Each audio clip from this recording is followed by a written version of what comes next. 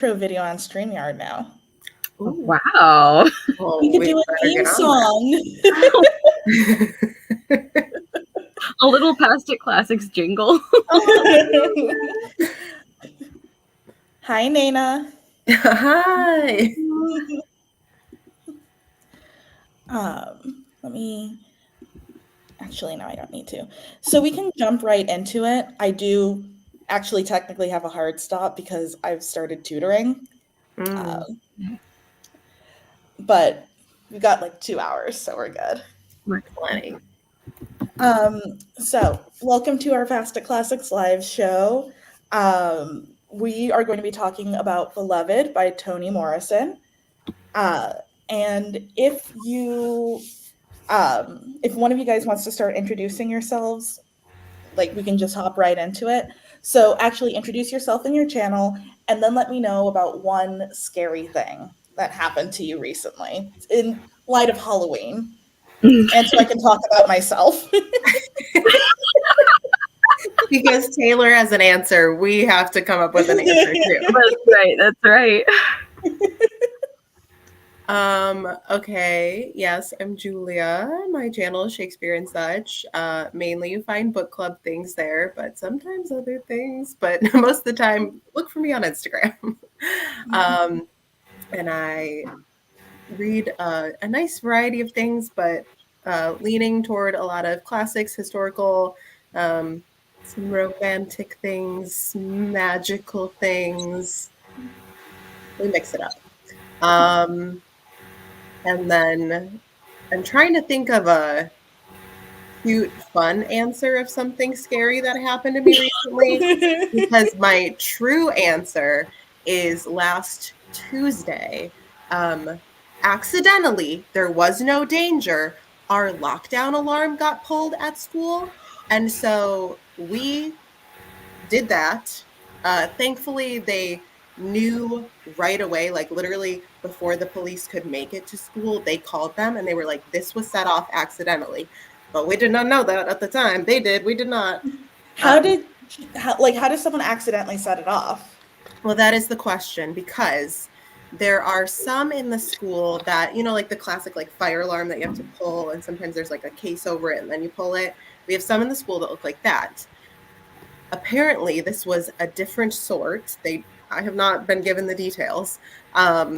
That I guess some students thought maybe like they could get out a certain door or access something, or who knows, by touching whatever the thing was.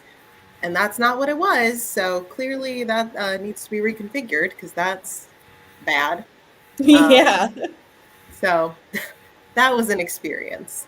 But honestly, like I keep saying, like the silver lining is it really was like a test of like my staff, who I just literally went through our emergency procedures. And I was like, okay, great listening. They kept the kids super calm and everyone was good. So yay.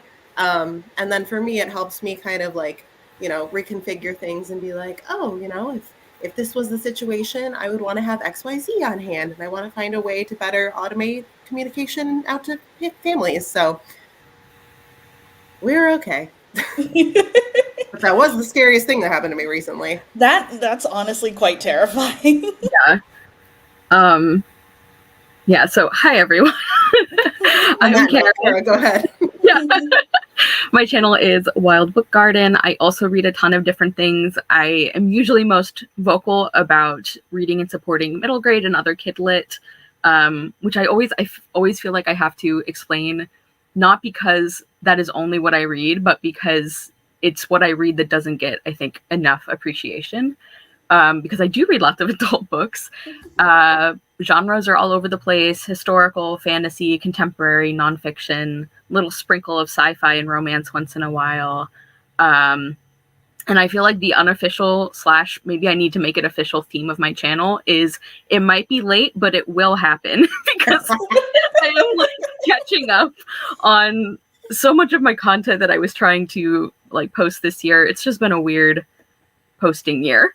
Yeah. And like Julia, obviously your answer isn't funny. The funny part, though, is that my answer is also like real world scary, and both of our answers are like extremely American answers because literally the only thing I keep thinking about is like the Electoral College. The true horror is the Electoral College. I can't think of like a funny or cute spooky thing. I guess the closest would be there is a giant raccoon apparently that is like stealing avocados from my yard. Which is startling because I did not know he was just chilling like enjoying life. Amazing. Yeah, so I guess that's like my semi-fun answer, but truly the real answer is the American political system. Yes. Yep. Oh boy. I go to a conference the day after Election Day, so I could be landing in Tennessee and be surprised about who the president is. So that'll be fun. The most fun jump scare, like. So hi, I'm Taylor. You're on my channel, Page Screen Taylor, and I don't post as much anymore. I have been getting the urge to post, but we'll see. But I tend to read mostly romance, but I like Cara and Julia, I do sort of read all over science fiction, fantasy. What else do I read? Other books. I read across all genres, and I try not to discriminate based off of genre. So, I'll try almost anything. And the scary thing that happened to me, which is why we had to sort of like reschedule the live show, was that 2 weeks ago, my friend had a showing of the Netflix show Haunting of Hill House. And usually like ghost stories like that scare me, but I was like, no, I can handle this. This is fine. So I watched half of the show with her, went home, got into bed, like pulled the covers up and went, I can't sleep because if I do, the ghosts will get me. So I literally stayed awake until dawn. And I did that for 3 days in a row because I was so scared. Wait, and you didn't finish the show either? No, it was so good. It was so good, but like, I think after the first night, I was like, I can't finish this. Yeah. But it'll be less scary if you conclude the story. I went on Wikipedia and Okay. I looked it up. So I know what happens. I just, it was so scary. It's good, but. Yeah. Yeah, so I ended up having a migraine the next day because I didn't sleep until 6 a.m. Oh my God, that's so scary. That's rough. Because I was so scared and the ghosts were not going to catch me sleeping. Yeah. Like the choice when you watch or read something that is like that terrifying, like the choice of like, do I finish for closure or will that make it worse? Like that's a hard decision. I think like the episode I left off on does have like the scariest part, but I can't do it anymore. Nana says, this made me remember a month ago a fire alarm went off in the mall and the ceiling safety thing came down. And I literally had to Indiana Jones my way out from under it with my mom running behind me. Wild. Indiana Jones, that's a really good comparison. I can picture it so clearly, like the slide. I'm also impressed that you made it under safely. Yes. Yeah. Yeah. So speaking of scary and ghost stories, now we can transition into Beloved, one of the only ghost stories where Black people just stay in the home the whole time. That's, true. I was being really smug with Haunting of Hill House. I was like, Black people would not be in this situation. We would simply flee, but apparently not with this. I'm going to turn on the light super quickly because I'm losing daylight, and then we can hop into our first question. Cool. Yes.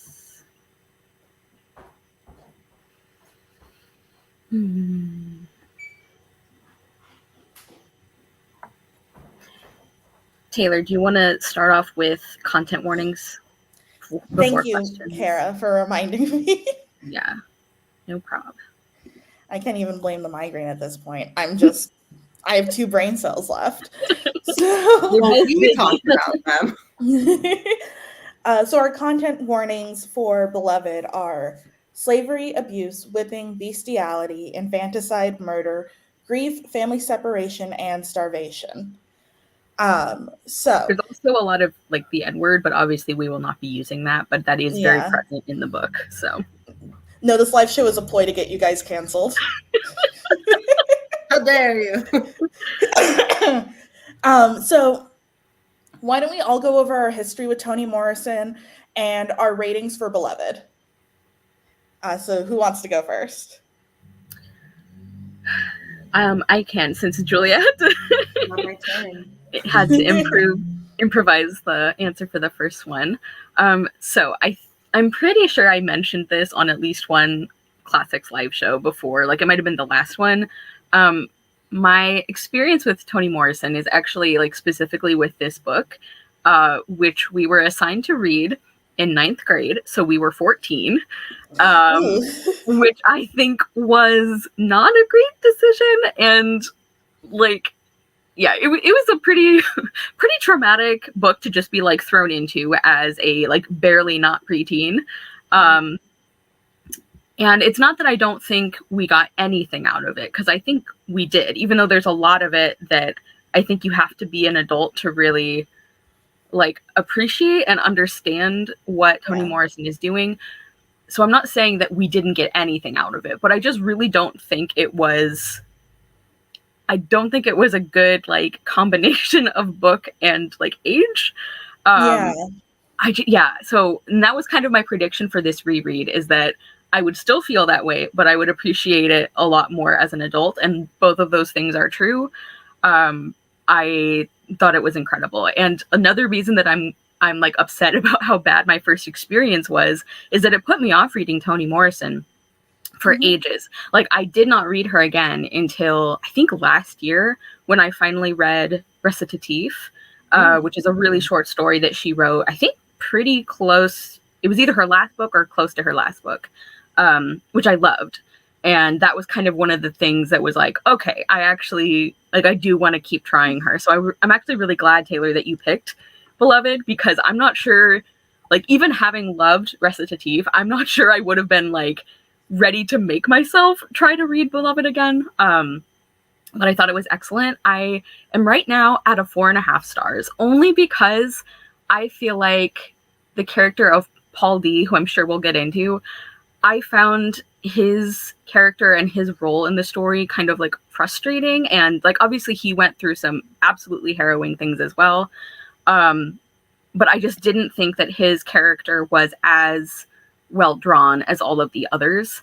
And he's a pretty important character. And like, I don't know. I found a lot of his choices kind of frustrating. Again, like not to undercut what he went through, but it's like in comparison to how incredibly complex Setha is, and Denver, and I mean even Beloved, like it just stood out to me that Paul D was like, not as much that way in my opinion, but incredible book. Like there were so many times, like I listened to the audio version that was narrated by Toni Morrison, which like chef's kiss. It was so good. And the only downside is, like, as we always talk about, it's really hard to note quotes when you're listening, but there were so many times where I would hear a line and I would just have to like take a minute to be like, oh my god. So yeah, great, 4.5 stars, like harrowing to read but incredibly well crafted. It's great. You're here. This was my first ever time reading Toni Morrison. A very momentous occasion for me. And I do want to read more from her after this, because I think her writing itself is like really what won me over. And you'll note that in my final rating, like writing, yes, 5 out of 5 for me. The actual like craftsmanship and her word choice and like the way she phrases things, I love. I cannot imagine trying to read this book as a 14-year-old, because as a 31-year-old, I don't even think I fully understood this book. And that's like twice as much life. So that's crazy. Yeah, I gave it 3.8 stars. I liked, obviously, her writing a ton. I think there are some really compelling themes. I was very moved, but I also found it a very confusing reading experience, which honestly like did deter my enjoyment of reading. Obviously not like enjoyment of the story. Like the story would be hard regardless of that. But like even just me trying to like understand like the context of where we were and who this was and what was going on. I spent probably the first third of the book thinking that Denver was like 12 years old. And then I had to read online that she's like 18. And I was like, would have been cool to know that. So like things like that where I was like, I don't know if I got it, but it was quite a tale.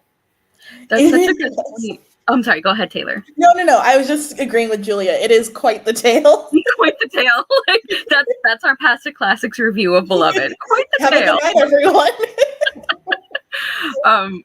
That's a really good point, Julia, because I wouldn't have thought that I would have so much underlying memory of the story. Like there are like parts of the book that have like lived in my head since I read them. Like the line that I'm sure we'll talk about, "You are your best thing." Like I think about that on probably a weekly basis. Like it like truly just like lives in my heart and soul. So there were parts of the book that I remembered very strongly, but I don't think until I was hearing, Julia, you talk about the like confusing parts, like I was like, oh yeah, I think that did give me a real advantage, because even though I wouldn't have remembered all the details, it's so much easier to reread something or to like remember something versus trying to put the pieces together for the first time. Like there were still a couple of places where I was confused, or I was like, okay, I'm not sure how much of this is supposed to be like figurative language or how much it's like actually happening. But like for the most part, yeah, I think I definitely benefited from like having even like a faint memory of the overall story. Yeah. So I actually read The Bluest Eye in college for my African American and Asian American women writers class, which was a mouthful to say. And that book absolutely like devastated me. It's wonderful, like excellent. I recommend it, but I recommend it with caution because it will just ruin your day. It's great. Yep. And in terms of Beloved, I really liked this one. I liked sort of like, because I mentioned earlier, you know, Black people don't play with ghost stories in homes, but I like the idea of like a ghost story being tied specifically to like Black trauma, which is something that cannot be escaped. You know, you can't just dip out of your haunted house if your haunted house is full of like memories of being a slave and that fear. So it's really good. I'm stuck between a 4 and a 4.5 star rating because I do agree with you. I think you said it, Cara. The parts with Paul D. It's such a female story, I think. What are you doing here? What is this man doing? It's yeah, like I wasn't as concerned about him. Like he also went through a lot of stuff, and I do think it's important to talk about the specific type of like, you know, male-centered racism that they face, things like being like the breeding and stuff like that. Like that is very fascinating and tragic and an interesting thing to explore. But the story of Beloved, it feels so tied to, I don't want to sound gender essentialist, but it feels like a woman's story. Yeah. And I feel like just Paul D's whole narrative sort of took away from time we could be spending with the ladies, with the girls. With the girls, yeah. Just hanging out with the girls and the ghosts. The girls and the ghosts. Yeah, I think that's really well said, Taylor. And like, I'm sure you have character questions for us, so I'm not gonna like get too deep into my thoughts on Paul D. But like one of the things that struck me, and like the reason that I feel like he's like the primary detractor for me in this book, which feels awful to say, but like I feel like his character, I feel like he still doesn't understand Setha. Like at the beginning he's starting to, or sorry, at the end he's starting to, but I found it very frustrating when he confronts her about what he learns, and he like doesn't he doesn't get it, and he continues to not get it. And it's like, obviously, what, I'm not excusing Setha's choice, and I'm not saying that like I would make that choice, you know, like I'm not saying any of that, but how can he look at Setha, at what she experienced, and not understand why she would do this? Like, and when he says like, you have 2 legs, not 4, and I only just now made the connection of like, oh, like the charts that they were making about the animal characteristics and the human character, like he didn't know that. Okay, like he didn't know that he was essentially repeating that from a very traumatic thing she went through. But like Paul, he frustrated me. Like he also suffered like absolutely horrible things, and of course nobody's going to make the best decisions in those situations, but just like his role in this story was like always to be not getting it. Yeah. He was always like 5 steps behind everyone else. Truly. And I feel like I was at times like Beloved in Denver, where I'm like, just get out, just leave. So actually, before we sort of dive into our deeper questions, I just wanted to dive into some of the backstory on this book. Mm-hmm. So it's based on the story of Margaret Garner, who was an escaped slave living in Cincinnati, Ohio, who killed her baby daughter and was in the middle of trying to kill her other children after slave catchers came to take her family back. Something I learned when researching it, like her trial was very interesting because it had to be decided whether she and her husband, who was involved in a shootout with the officers when they were caught,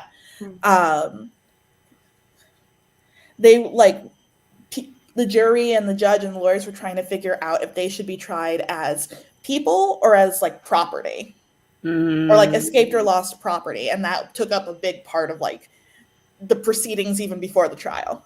Wow. And unfortunately, she was returned to her master and lived out her days as a slave, which is depressing. And I like that this book does have like Setha and all the other characters keep their freedom, so to speak. So diving into our first real question. So we've all read some Gothic and or light horror literature. And how does The Haunting of 124 and The Ghost in Beloved sort of compare to the other things we may have read previously, either for Past It Classics or outside of Past It Classics? And it doesn't just have to be like white horror versus black horror. Like I was thinking of Sylvia Morena Garcia as like a potential horror author. Yeah. I like that. I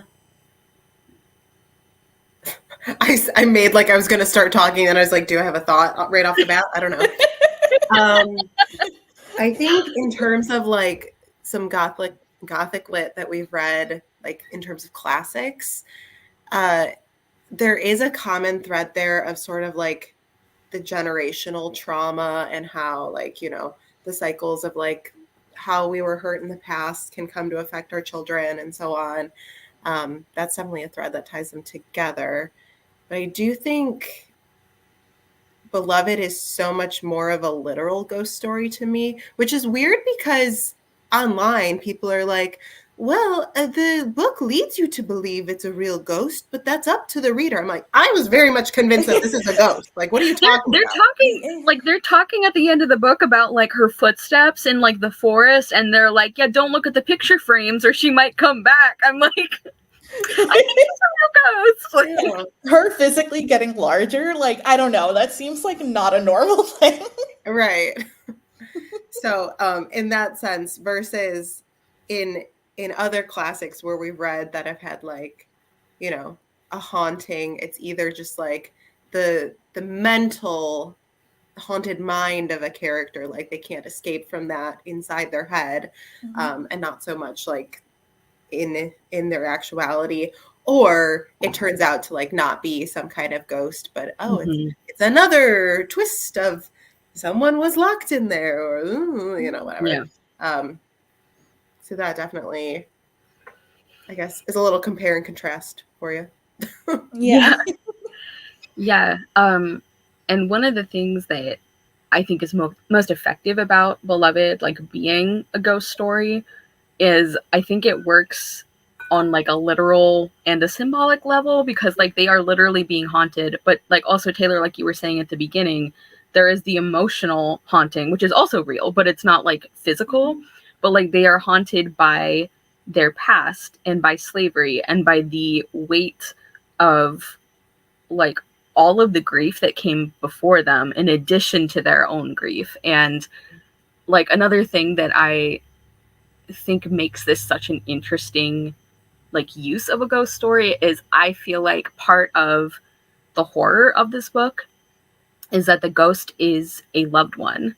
And so that is sort of this additional like grief, and this additional fear is not just that you have a ghost haunting you, but like that it is somebody who is so dear to you and so important to you, and that is like its own kind of horror and trauma, you know. And I think that's just like a really, I think that's blended really, really well in the book, even if there are some places where it's like, okay, I'm a little confused on how literal we're meant to take this. I think for the most part that like layering really, really worked for me. I found it incredibly effective. And like even Taylor, like you mentioned, like Beloved growing larger, it's like even like the literal starvation and like the figurative starvation, where it's like Setha and Denver are literally being consumed by the past and by grief. And so that's one of the things that they have to learn, where it's like, not that you just let go of it or get over it, but like you can't let it kill you.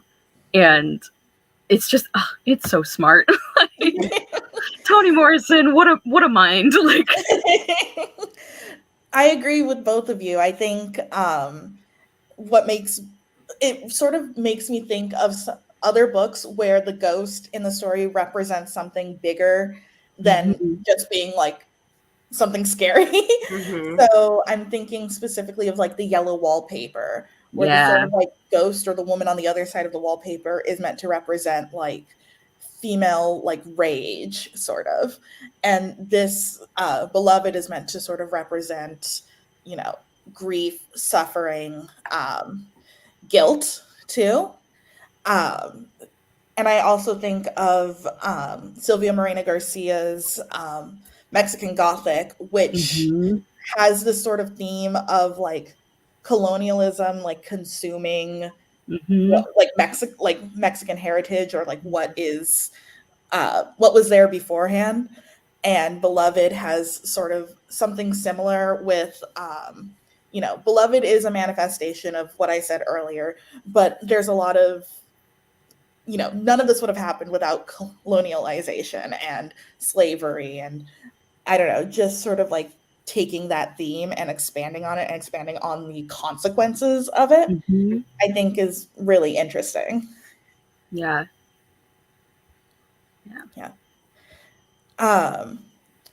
So I figured we could just go into characters, because I think we're going to want to talk about them, and then we can dive deeper into the other questions once we've gotten the character discussions out of the way. So why don't we start with Setha, actually? So what did you guys think of her? Any comments or anything? Concerns? No. Concerns, comments?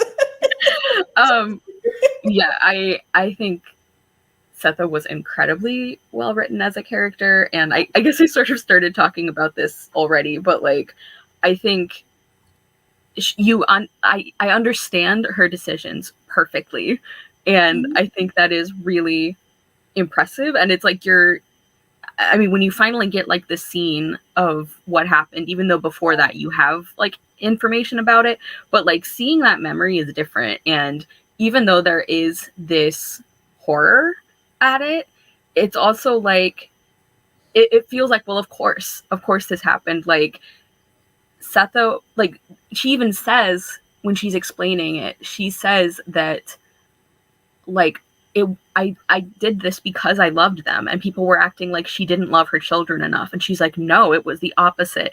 Like I put them where they would be safe. Like, just that, like, I don't want to reduce Setha's character to that one incident, because obviously she's like a full and complex person. But I found her story incredibly moving, and she's like a classic example of what I always say, where it's like, I don't have to agree with characters' decisions, and like I don't even know what I would do in her situation, so I'm not even saying I disagree either. But it's like I want to feel like I know why they're making them, and every time I understood why Setha was doing it. And like I mean, I think this sounds weird, but it took bravery.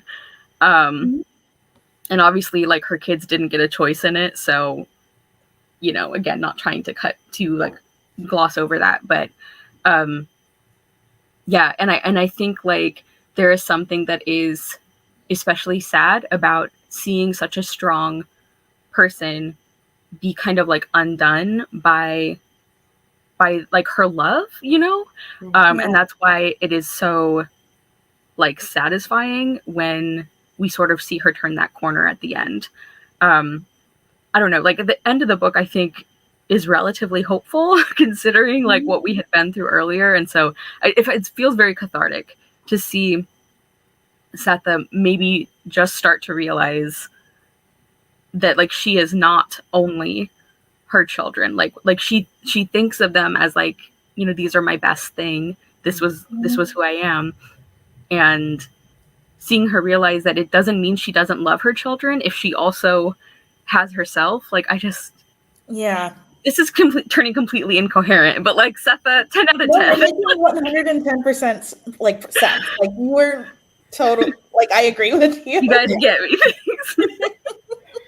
Yeah, she's such a complex character, in a like a real and human way, right? You know, it's not like she has all these layers and things that in the book to characters and to the reader could be unlikable, and you know, things where it's hard to stomach at times, but also, like you said, Cara, it's within the narrative we see reasoning behind choices that she makes for everything that she does. And it, you know, in such a tough situation, who's to say what anyone would do? I literally, this is like such a dumb thing to compare it to. I just finished The 100 by Cass Morgan, which the CW show is based off of.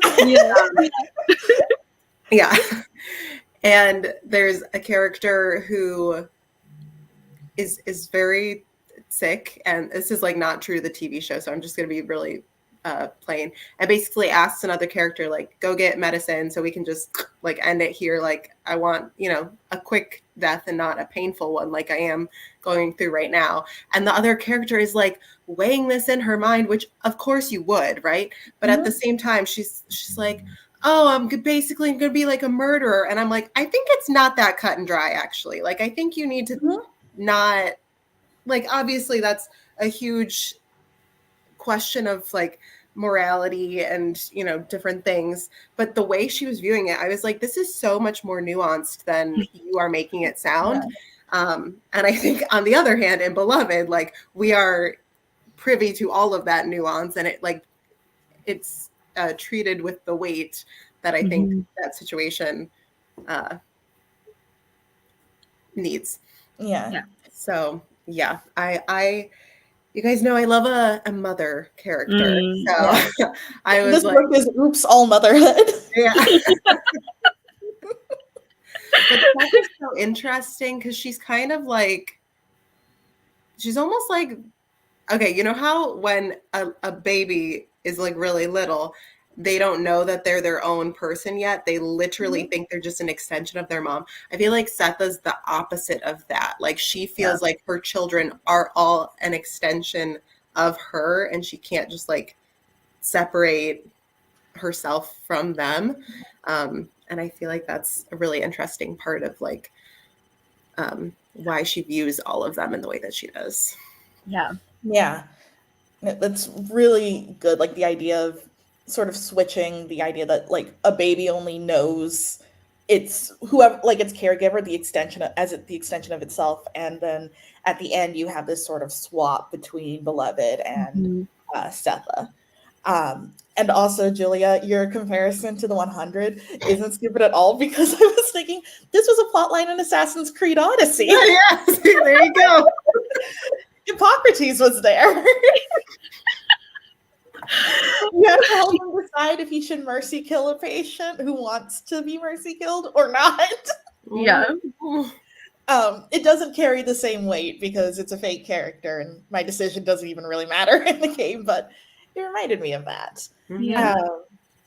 But yeah, I really enjoyed Setha as a character. I think, you know, what's so interesting is that her experience is so unique to hers. So, like, Paul D isn't in a position where he had to escape slavery and take care of someone who was helpless. You know, he's not in a position to understand what it's like to be a caregiver and have to decide between sending your children back into that life or to sort of end it there and make sure they never know that kind of pain. And you could say the same with some of like the community as well. Like, some of them are escaped slaves, but there are also some that are born into freedom. And it's one thing to sort of say like, oh, I would never kill my child. But, you know, even like the way we're talking about it, like, oh, I don't know what decision I would make, which I feel the same way, but also like, it's just hard to imagine being in such a position. Yeah. Like being, because like, you know, I know logically slavery is bad and was a terrible thing, but I've lived a very comfy life. So it's so easy for me to be like, oh, I would never kill my child. But, you know, and I think sort of the fact that it seems to like she is her worst thing, if that makes sense. Like, people see her as the worst thing she's done. And that's what isolates her and keeps her away from the community, and why she sort of keeps to herself as well and like isolates herself. So like her kids are her best thing, but also the source of her worst thing, if that makes sense, and if I'm not rambling. No, total sense. Yeah, that's a really good way to put it, that she is also her worst thing, or that her kids are. Wow. Yeah. I also like, the thing that makes me very sad about Setha's story is that everything, like, you know, she like escaped slavery to get herself in Denver to her family. They reunite. And then she does what she thinks is right in killing Beloved when she thinks the slave catchers are coming, and trying to kill her sons. And because of that, the consequences that her sons are understandably very scared of her. And in saving her son, she also like loses her sons. Yes. This is Denver. Like, not as to the same extent, but Denver also is scared of her mother. Yeah. Yeah. I'm like, you all are right. Like, this is like... Nana. Yeah, Nana. Like, right on like what, the first couple pages. It's a very like heavy book. It really is.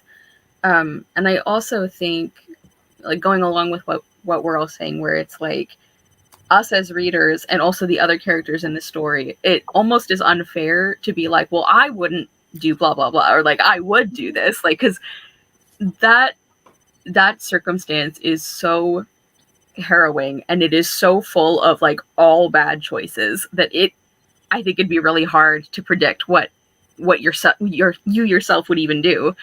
And going along with that, I feel like the book talks about this a little, but it doesn't really, I feel like, focus on it. But I think that part of Setha's like decision is that, and I obviously not about comparing like how much suffering is like worth, you know. I mean, Julia, we were literally talking, not Julia, Carrie, we were talking about the 100 and Assassin's Creed Odyssey. You can compare this to SpongeBob. Okay. So not to play like, you know, oppression Olympics between the characters, but I think one of the things that Paul D wasn't understanding was like the specific kind of violence that women in slavery experienced. And of course men did as well. There was assault towards them as well, but like it's more I think, visceral and immediate. And like, even what like you were saying, Taylor, like the breeding is disgusting to hear them talk about, and calling them bucks and like mares and like all, it's horrifying. And the men have that too. And then I feel like an additional thing that the female characters have to deal with is like the carrying of the child, and like the like, it's, I don't know, not to get into like the whole double standard discussion, but it's like, obviously men experience assault as well, but I feel like, and I've even seen like, you know, scholars talk about how there is like a specific kind of violence that is inflicted on female slaves. And I feel like that is part of what Sethe was thinking about. Like, obviously she did try to kill her male children as well, so it wasn't the only reason she did it, but she even tries to like explain to Paul D like what he's kind of missing in like her reasoning, and like that he didn't even know about what happened to her. And the book doesn't even, I don't know, it's like it talks about the people like holding her down and, you know, taking her milk and all of that, and we don't really get a lot of detail about it, which is fine. But it's like, it's not like a main emphasis of the book, but the fact that Sethe specifically tries to explain it to Paul D, I think is significant. Like, I think it's an important part of why she did what she did. And I think that is one of the pieces that Paul D just doesn't have context for, or the other men in the story just don't have that context for. So, yeah, actually, there is a sort of historical like link to what you were saying, in that Margaret Garner's children were mixed race, and one of the sort of like arguments the lawyers used in terms of why Margaret would rather kill her children than return to slavery was the fact that her children were mixed race, and like how they couldn't have been conceived, you know, consensually. And like the children themselves are like living proof of like why she doesn't want them to be in slavery or like enslaved, which I thought was very interesting to read about. I'm like both a history nerd and a law nerd, so the case itself was both very devastating but very fascinating to hear like the arguments used. But yeah, that was sort of, I sort of veered off topic, but no, that's exactly like what we were talking about. And it's also kind of incredible to think that at the time they were already recognizing like children in the slavery period who have a white parent, that is not consensual. Like, it is impossible for that not to be violence. And like, that's kind of amazing that they were already, at least some people were already like recognizing that or arguing that. Yeah, I'll have to look up the name of her lawyer. And there was another female abolitionist that was also like, I think, writing to advocate for her. I'll have to look up their names and maybe I'll like tweet them or something. But like the whole thing was very fascinating. And like hearing about these abolitionists that I had never heard of, and hearing about this female abolitionist who was very much like an advocate for Black women and trying to be an ally to them. So very interesting. I'll put away my nerd glasses now. No, keep them on. Unless you guys have anything else to say about Sethe, we can move on to Beloved.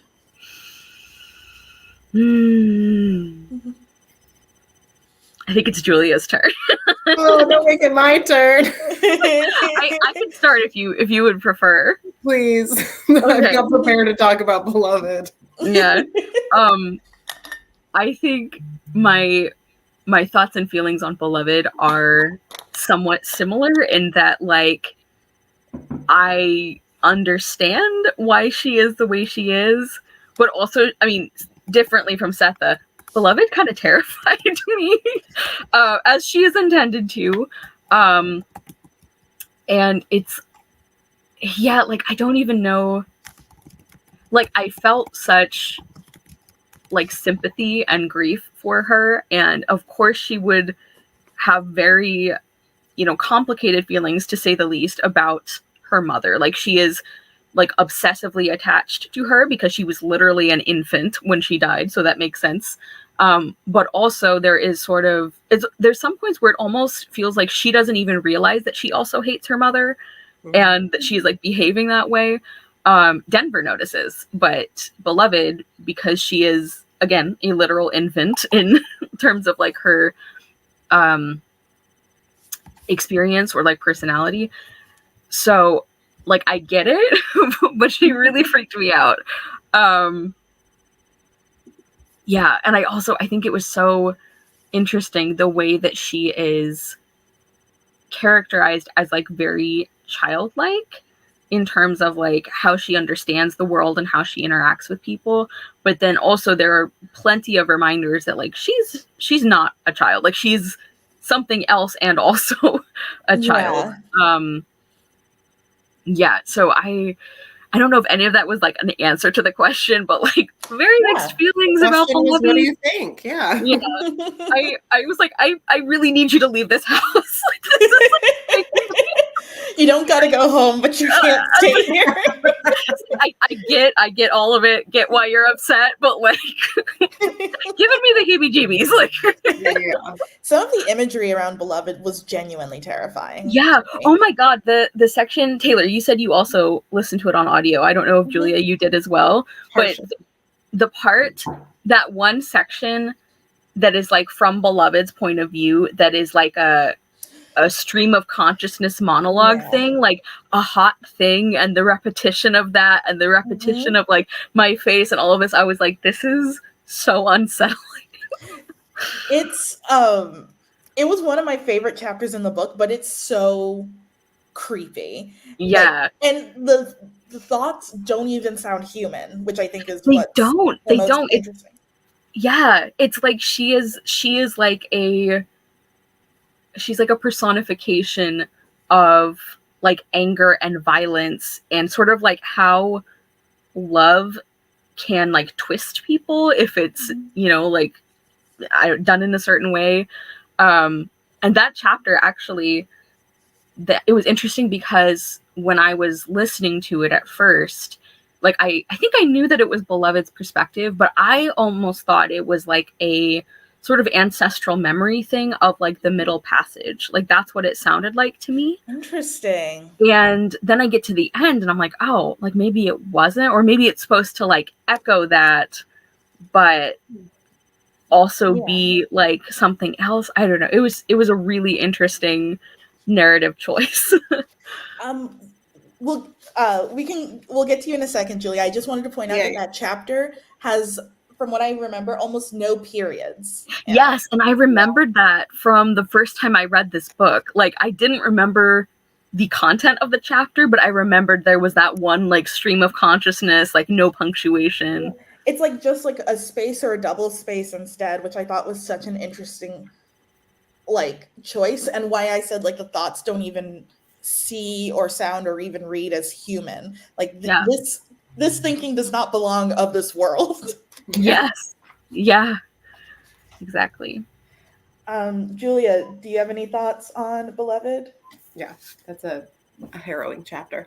Cara, I really appreciate your thought of like thinking about how because of her age when she died, like she is so infant-like, and in many ways that's like so extra like creepy as a ghost, because you can just take like all of like the worst parts of what a baby is. People love babies, right? But like sometimes there's bad things about babies. The worst qualities of a baby. Right. So it's like every emotion is like the biggest emotion, right? It's like when she's angry, she is angry. When she's upset, she's upset. And then also the idea of her like leeching off of Setha, right? Like the way a baby like takes your energy and your milk, or you know, and then like eventually they kind of talk about like, you know, oh, if you have a daughter, like, you know, she like you become older and she like has the beauty you used to have, a blah blah blah, like those kind of ideas, and she is literally, you know, like a parasite. Yeah. So She's definitely a very creepy character. I wanted her gone. I was like, so sorry for what happened to you, but I'm with Paul on this one. There was something very funny about him, like, sleeping further and further and further away. Because, like, same. Yeah. Yeah. He's like, no, I'm comfy here in the, like, ice room or The wherever. ice box? Like, yeah. He's like, no, I actually like it here. This is where I've always wanted to sleep. Yeah. Yeah. And I think there was something additionally very creepy about the contrast between how childlike she is, but then also like the weird thing between her and Paul D, where I'm like, is she like actually enchanting him? Like, is this like a succubus like situation, Right. or should Paul D be able to keep it in his pants and not do it? It's like, but it was so creepy, but it didn't feel like it was used for shock value. Like, it felt like, I mean, all of the horrible things that happen in this book, it always happens with a sense of like, Toni Morrison obviously knew what she was doing, and she treated these things with the care that they needed. And so I think, like, even though it like was disgusting and creeped me out every time it would talk about them sleeping together, I do think it was so interesting for how it sort of gave us like additional evidence of how like Beloved is not like a normal anything anymore. And even though Setha still loves her so much, like, you can't love her back into being the baby that she was. And yeah, I don't know. Like, I'm sure there are lots of other reasons she wrote that I just didn't pick up on, but... Well, part of it, I think, is, like, when he does sleep with Beloved, doesn't it, like, bring back some of his, like, memories of being either in the Chain Gang or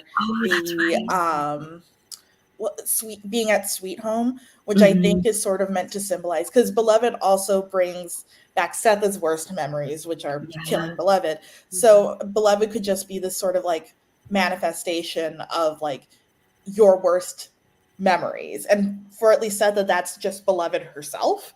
But for Paul D, it's more like his life on the plantation. And then once he was a free man, being in a chain gang, which was basically slavery part 2. Yeah. But yeah, those I was like, why is Paul D here? Which is hilarious because like that's also like Beloved in Denver, like you were saying. Everyone, like, why is Paul D here? Even by the end, even Paul D was like, why is Paul D here? Yeah, like, why am I here? I gotta go. So one of the things I like a lot about Beloved is that her ghost-like qualities are also so tied into like the overall themes of the book. So one of the things that I found very creepy about Beloved is that you never hear footsteps from her, which one gives the thought that she's not entirely corporeal, or like in my mind she's like floating ever so slightly, the way I imagined it. But I sort of, that's what gives her the ability to sort of sneak up on Paul D, and like, you know, sometimes she's just around and people are like, oh, you're here, I never heard you coming. But me looking into this maybe a little too deeply or cheesily, I'm like, it's like grief or the past sneaking up on you. Like, you don't hear Beloved coming, but suddenly she's there. And I feel like it's the same with maybe like grief or guilt. Like, you're doing fine one moment, and then the next moment you're just like overcome with it. I don't know if that's what Toni Morrison meant, but I like that what I got. Yeah. And what I thought was interesting too is that you guys were talking about her like very childlike qualities, is that she's infant-like the way Setha would have remembered her to be, but she also looks like how Setha imagined she would have looked if she had lived, which I think is such an interesting contrast, because she's supposed to be like, what, 20-ish? Like, look about 20. So I love that sort of contrast. Like, she's both what Setha remembers about her and what she had dreamed she would be or look like. I don't know if that makes sense. It does. Also, there was this one scene where Beloved gets mad at Denver, and it describes her pupils as sort of like filling up her entire eyes, and ooh, that Yeah. was so scary. Yeah. That's creepy. Yeah. Do any of you guys have anything else to say about Beloved? I mean, I'm sure other stuff will pop up too. Right. Like Beloved herself, other things will pop up. You least expected. So let's sort of talk about Denver. She was a character that really grew on me. I don't know whose turn it is, Julia. I don't know either. I think I forced you to go first last time. I would argue that Denver is my favorite character. Yeah. Oh, Nana has a question. So in the book, the only word Setha could like afford to carve on Beloved's tombstone was beloved, sort of like dearly beloved, but she chose that. So that's why her name is Beloved. She never really got a name, which I assume is partially because like sometimes in the olden days, people wouldn't name their kids until they got to a certain age because kids died all the time. So they, you know, I think it was simultaneously a why bother, but also like a don't get attached to it. Yeah. So I assume that's why she didn't have a name until she died. I think there's even a reference. It's like a very like blink and you'll miss it, but I think at one point Setha or Denver refers to the fact that like, well, that wasn't really what she was called, but that's what we all called her or something like that. So it sounds like she maybe did have a name, but when Setha was like, you know, she only could do one word, she chose the word that showed that she was loved, you know, which was more important even than her name. Yeah. I mean, either way, it's like so sad and very interesting. That's also interesting because a lot of the characters have their plantation names and then their names once they reach freedom. And that would make sense for Beloved too, in that she might have had a name when she was on the plantation, but when she was free and then she died, all she's going to be known as is Beloved. Because Baby Suggs had a name for the plantation that I'm blanking out on, and Stamp Paid also had a different name that he changed, which is sort of part of like claiming your own identity. Yeah. And I liked too that in Baby Suggs's case, like that also wasn't even her name, but she was like, that's what my husband called me. That's just my name. Like, call me that. Like, yeah. And it was so interesting because I don't even remember what the slaveholders' name was, but like the family who owned Sweet Home. Yeah. Like he even says, he's like, that's not what was it? Was it Gardner? I think maybe you're right. Yeah. He says, he's like, that's not the name of a free woman, which is like so ironic. Yeah. Like, none of the names that you guys are giving her are like the names of a free woman. So her choosing to be called what her husband called her, that's her name. Like that is her name that actually is the name of a free woman. And also it's for a practical reason. She's like, how's he going to find me? Because I think like, I mean, a lot of the other stuff in the book, I think, can kind of overshadow that. But like the family separation is like also obviously a huge part of the grief of slavery, and how even once somebody did manage to like escape or be freed, they still might never see the people they love again. And that like people wouldn't even keep records sometimes, because who cares if like the property can find each other? Like it's just so like lay off Baby Suggs. Like really spent so much of the book being like, is this the chapter where like one of her sons shows up? No, never. They're gone. Like yeah. Which is another thing that's sort of ironic in that, you know, she's trying to keep her sons from slavery where they might be separated, and then her acts from preventing that, like, it separates her from her sons anyway. Yeah. Yes. Why did original Apple Music question was on pop up? Denver, right? Yes. And thank you, Nana, for the clarification. I think I just gave you the literal that's what I assumed she was asking. But yes, what we were saying earlier. Yeah. I So think Denver. the naming conventions conversation was relevant to that. So Yeah. but I really liked Denver. As I said, it was a terribly confusing time at the beginning of the book, picturing her like this young girl, because she is like so shut off and sheltered from everyone else that she's like so childlike. And I don't even think the book clarified. I think I was like online, like Googling, like, how do you pronounce Setha? And no. And I found like Denver, her 18-year-old daughter. And I was like, spit take 18. I could not believe. You're like rubbing at the one like it's a smudge. Like, surely they mean 8. Yeah. So yeah, that was an interesting part of the reading experience, kind of realizing that like, oh, this is a choice of writing her like this versus an indication of how old she is. But I think she does do so much growing over the course of the story. And I just really, I don't have big, deep thoughts. I just liked Denver a lot. And anytime it was her point of view, I was like, oh, thank God. Like Denver's character arc was so like emotional and beautiful.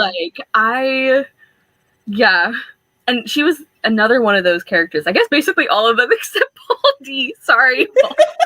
like literal murder. I'm like, I see why you did this, and then Paul D. I'm like, I don't get it. Like, why do you do the things you do? But anyway, so Denver, I like even from the beginning, it was like, she was being like frustrating in a way, but also like, again, very believable for like how she was raised and her age and like all of this. And also like, her suddenly some like man shows up who might be your mom's boyfriend, and you're like, hey, wait a second, I thought we couldn't have like friends. And also in her mind, her mom is still married to her dad.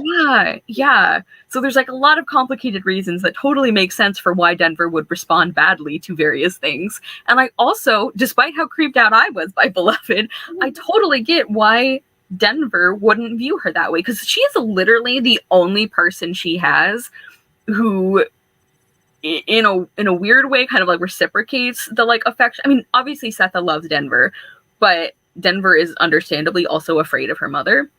And she almost like loves her as like a defense mechanism.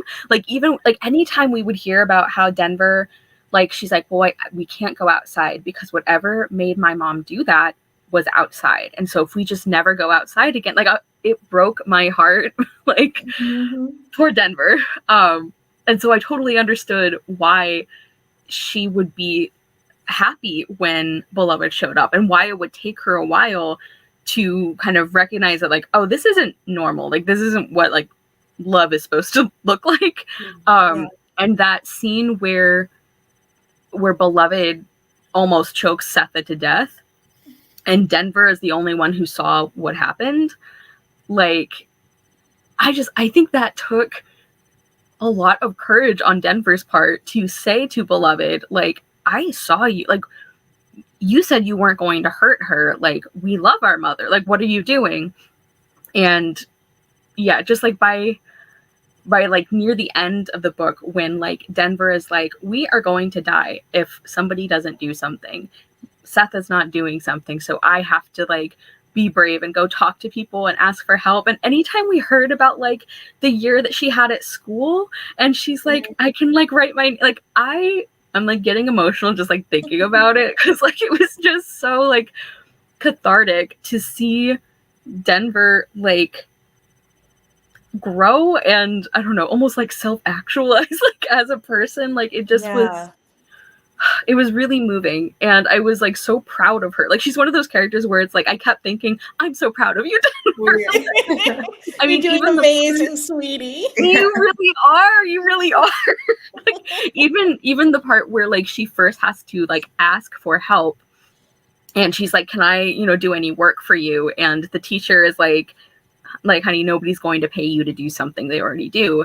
And she's like, well, we have like basically a food pantry for people who need it. And I was so sure, I was like bracing myself for like, Denver's not going to want to take it because that's, you know, like pity, or like that's like a handout. But the fact that she had the courage and the knowledge to be like, we do need help. I will take you up on it. Like, I love Denver so much by the end of this book. Like, and her like reconnecting her family to the community, and the community getting together and like giving her things, and you know, her like going back and thanking everyone personally for how they help her. They would like leave the note. It's like, oh, so you can like bring the dish back, and it's like, just like Denver getting to like speak to another human. I'm like, I love it here. Like, there are two things that, oh my god, two things that I find very interesting about Denver. One, and I didn't really take time to analyze it, I just think the imagery is very creepy and very interesting. After Setha kills Beloved, the baby, and there's like blood on her, and then she like has to feed Denver, and it's this mix of like her mother's milk and her sister's blood that she gets, and that's so interesting but so creepy. It's so like such a like vivid like scene, and again, it's like one of those that it's like literally it makes sense, but also like the emotional and like the thematic, like the fact that Denver was literally and emotionally raised on the blood of her sister, like raised on the death of her sister, is like mind-blowing. Like, and that Stamp Paid, who has been, you know, relatively calm throughout this because he doesn't want to like, you know, spook anybody, and so he saves Denver, thankfully, and he is like trying to keep everybody calm as much as possible. But what makes him like kind of lose it is that he sees Setha like nursing her child with blood. Like, man, there's some really good imagery in this book, and I know they turned it into a movie, so I'm wondering like if they get a lot of like how visceral some of the scenes are. The other thing that I thought was interesting about Denver is that she actually like never knew Beloved. She never had like knew her sister. So there's something very like tragic about her missing someone she never even knew. And then she like gets who she thinks is her big sister, and you know, eventually she can't, like, Beloved just isn't what her family needs. Very much so, because Beloved is evil. But I also find it so interesting how basically her and Setha's roles have to reverse, and she's the one who's taking care of her mother, which I think is also like a great part of Setha's arc, is that everything she does and everything she works towards is for her children. And by the end of the book, she's letting Denver take care of her. She's letting her children or her child like sort of step in and take on that role. Yeah, I love that you said that, Taylor, because I was mostly thinking of like the reciprocity of like community care and like how we see that so clearly with Denver.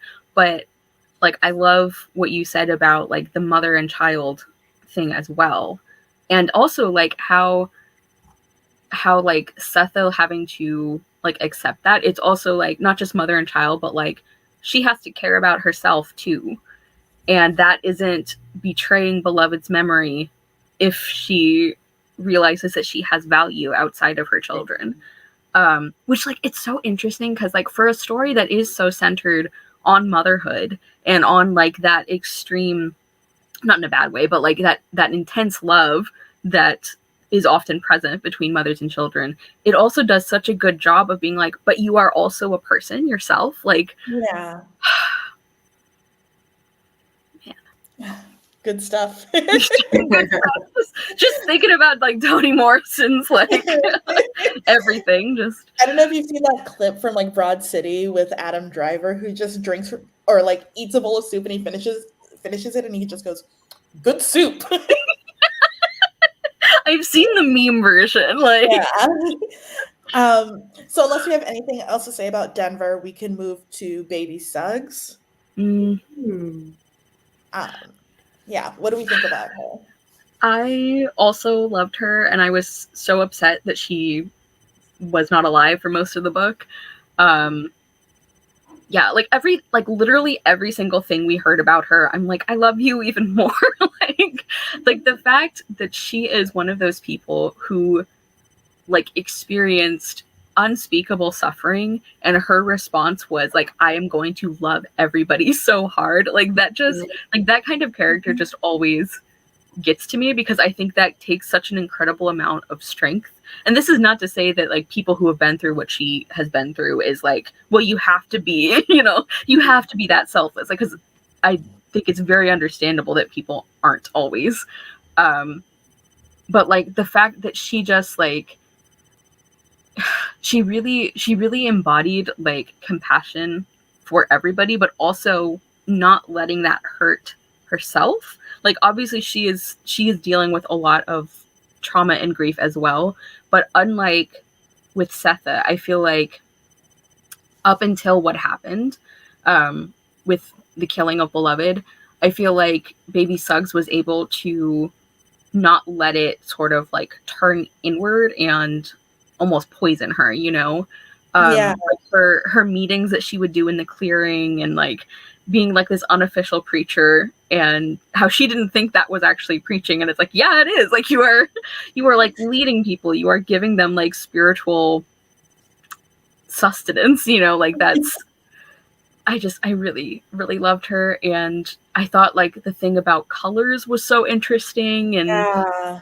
like how it's another thing, like I guess everything in this book where it like works on a literal level, because like you can understand how somebody who has been so overwhelmed by something terrible that has happened, why you would pick something so specific, and why you would pick something that is like sort of inherently beautiful, like color is, but then also on like a metaphorical level, it works really well too, because it's like with witnessing what happened with Seth and Beloved, it's sort of like her color is gone, like the color of like life, and like,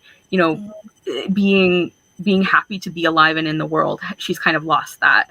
And so she has to find that in like external ways. Like I loved Baby Suggs. I was so upset on behalf of Setha as well that she didn't have her for very long, because like seeing the bond between those women was so beautiful. And like the way that they sort of had to like she was loving and missing her son, Setha was loving and missing him as her husband, and so like the fact that they like kind of found each other and were like helping each other through it, I loved it. Yeah, total agreement. I also wish we had gotten more of her in the book, because those were some of my other favorite. Actually, I think perhaps my favorite passage in the whole book is one of Baby Suggs. So when we get to quotes, I'm probably going to do that first so no one else takes it, because I really like it. That's fair. Yeah, I just like we get so little of her, but her impact on the story and the characters is so felt. Like even the moments where Setha is like facing some sort of emotional turmoil, and she's thinking like, I wish Baby Suggs was here, she could tell me this, like that she's like present even though she's not. Yeah, level of that. And I just and even like in the clearing where Beloved almost chokes Setha, it's like even that moment, it has that underlying love, where because she was asking like for Baby Suggs to like rub her neck like one last time, and then she'd be okay. And then like when she almost chokes, like she basically immediately is like, that wasn't Baby, like I know her, like I know the feel of her hands, I know like that just wasn't her. And like so even in moments that are like kind of scary or like horrifying, it's like there you can feel Baby Suggs like impact and like her love. And yeah, I think you said that really well, Julia. Like she's so present in the book, and it's like I wanted her physically present more. But I do think she was so well written. It's like I feel like she was such an important character, even though she had relatively little page time. Yeah, and I think isn't it also implied that one of the things that sort of like, I guess killed her or made her, take to her bed was her realizing that the townspeople knew what was coming, and they sort of talked themselves into thinking that somebody else was going to warn them, and so they didn't warn them. Like, is that implied, or did I like invent that? That was kind of the vibe I got. Okay. Yeah. Yeah, I also really liked Baby Suggs. I think one of the things that sort of like got me to be a little bit emotional is like near the end when Denver's seeking help from the community, a lot of them are doing it because Baby Suggs was such an integral part of their community when she was alive. So it's like, well, yeah, we got to help Baby Suggs' family. And I love the idea that like Baby Suggs' investment, not even an investment, that seems like a very cold way to put it, but her giving to the community however she can is what sort of saves, Her love is still yeah, saving them even after yeah. she's gone. Yeah, it's really good. And I also liked that even though she was also horrified by what Setha had done, she still like stands by her, like, Yeah. I guess like as the mother of her grandchildren, but also like, she's obviously horrified and she's like scared, I think, of Setha, but she's also like, I don't know, she doesn't shun her or like kick her out. There's a sort of like unconditional love with her that she never really had the chance to practice before she had Hallie, I think was the name of her son. Yeah. Hallie, because all of her kids were taken away from her. So, like, by the time she had Hallie, she didn't even want to look at him. And so, being able to have a son who, like, loved her so much that he worked to buy her freedom, and then, like, her just showing all of this unconditional love that she never had the chance to show during most of her life is just. Like, her whole life is, like, finding places to put her love. Like, Yeah. It's a good character. Yeah. So the last character I have is the man. Not the man. I love how we've been dragging him like the whole discussion already. Not even that bad of a character. It's really not. Like, I feel bad that it's like it makes it sound like I hated him, and I didn't. It was just he was just my least favorite. Yeah, it's just and we only have so many main characters, so someone's gotta be the least favorite. Right. And it's just like it's going from like, Denver and Baby Suggs where it's like I like love these women like so unconditionally that it's like Paul D is also here. So yeah, thoughts on Paul D that we haven't already mentioned. I mean, yeah. It's like the rational part of my brain, because usually I'm the one, I feel like I'm always the one who's like, I don't like this character. And then I'm like, no, you guys are like, no, Julia, you have to think about like the reason why they make those bad choices. And I'm like, but I don't like them. So I feel like I've got that kind of handled for this one. Yeah, it's like, I can temper my lesser enjoyment of Paul D's character by, all those flashbacks and the things that he experienced at Sweet Home. And, again, not to go back to the 100, but I had this complaint about that book where every chapter was like a point of view, and then the chapter would still be going, but all of a sudden within the chapter, we would have a flashback of that character, which feels very television show where it's like, we're seeing this character, they're making a questionable choice or like something we disagree with. And then the color grading changes and we see, oh, this experience happened to them. And that's why they're reacting in this way to the current event. So like having that sort of information with Paul D, I'm like, okay, it helps me a little bit. But there's just a lot there that was very frustrating to read. Even there's like times where I was like, okay, like I kind of appreciate where we're going here, but we couldn't even say that in a way that like pleased me. Like there's one part where it was like, I have the quote, we can read it later, but he was like, he wanted to help Setha, but he needed Setha's help to help her. And asking a woman for help. No, I was like, no, Baldy, please. Like, why do you make it so easy to be unimpressed? Like, yeah. Yeah. I mean, I think we've all been talking throughout about like, like Baldy, but like I will say that there were a couple of those like flashbacks or scenes that like when he's talking about like the raining and like the flooding and how like they were all going to die there because they were locked up like cattle, and the like coordination and like selflessness that it takes for an entire like string of people to coordinate so that they all can get out.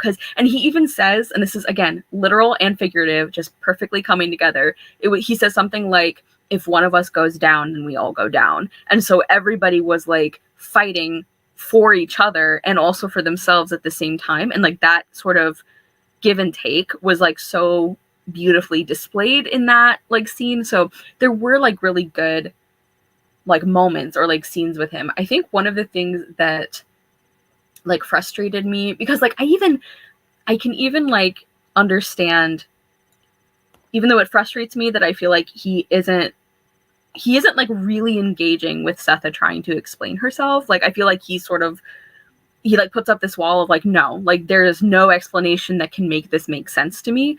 So that is annoying to me, but I can understand why when he learns this, he leaves. Like I get that, especially because like everybody else knew this the whole time, and he's like the last person to know, and he like possibly is developing feelings for her, which I also think that could have been developed better. So like I get why he would leave, but like the thing that annoys me about his role in the story is that I feel like his purpose as a character is mainly to almost like cause the more interesting parts to happen with other characters. Like we hear a lot about Sweet Home from him, but it's more about like the escape and like Setha and Hallie and baby Suggs.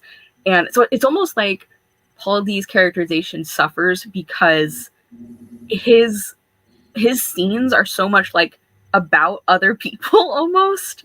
Yeah. And it's like when he shows up at the house and he pretty much like immediately like gets rid of like the ghost of Beloved. It's like that's another thing where I'm like, okay, I don't like how you're going about this, but I also am like, it's time to like this ghost should leave. This is like not cool.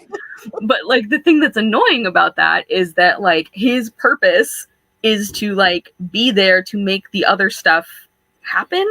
Yeah. Almost. Like it's almost like the female role in a lot of things. Like, yeah, he's a plot device. He's a plot device more than a character. Like when you watch a movie and like the man has a wife and she doesn't have a name, and you're like, oh, she's going to die, and that's going to die as motivation.